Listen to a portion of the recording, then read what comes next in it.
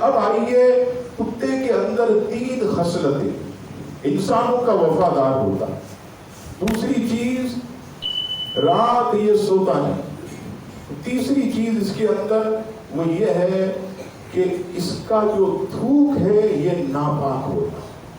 یہ کیوں؟ علامہ ابو نور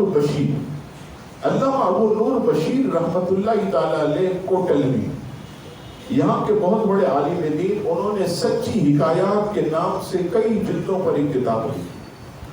آپ نے ان سچی حکایات کے اندر یہ کتوں کی جو ہے اس پر مختلف قسم کی جو ہے آپ نے گفتگو، اس میں آپ نے گفتگو کرتے ہوئے فرمایا کہ کتے کے اندر جو یہ 3 خاصیتیں وہ کیوں ہیں، کہ وہ انسانوں کا وفادار کیوں ہوتا ہے۔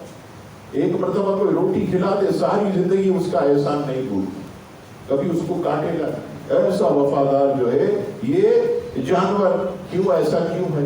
اسی طرح یہ رات نہیں سوتا، بھئی کیوں نہیں سوتا۔ اسی طرح اس کا تھوک ناپاک کیوں ہے، بلی کا تو ناپاک نہیں، گھوڑے کا ناپاک نہیں، اس کا تھوک ناپاک کیوں ہے۔ اللہ اکبر۔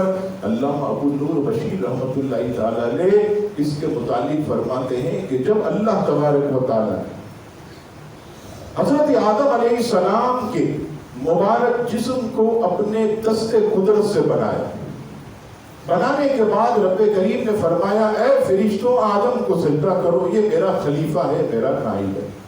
تمام فرشتوں نے سجدہ کیا، ابلیس مردود نے جو ہے سجدہ بھی نہیں کیا، اور معاذ اللہ حضرت آدم علیہ السلام کی طرف ایسے تھوکا۔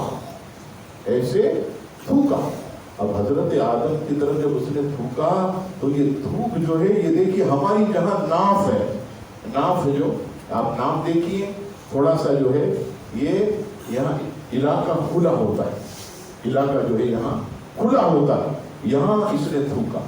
جب اس نے یہ تھوکا اللہ تعالیٰ نے حضرت جبریل سے فرمایا جبریل اس کے تھوک کو نکال۔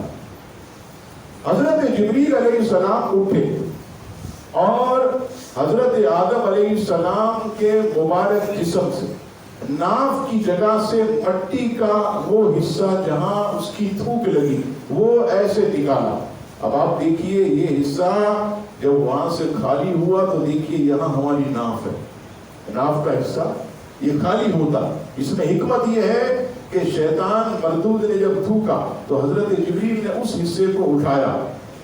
فرماتے ہیں کہ اس مٹی سے اللہ نے کتے کو پیدا کیا، اس مٹی سے اللہ نے کتے کو پیدا کیا، اور حضرت آدم علیہ السلام کی مٹی سے پیدا ہوا۔ حضرت آدم انسان ہے اس لیے وہ انسانوں کا وفادار ہوتا ہے، حضرت آدم انسان اس لیے وہ انسانوں کا وفادار۔ اچھا حضرت جبریل علیہ السلام انہوں نے اپنے ہاتھ سے وہ مٹی اٹھائی۔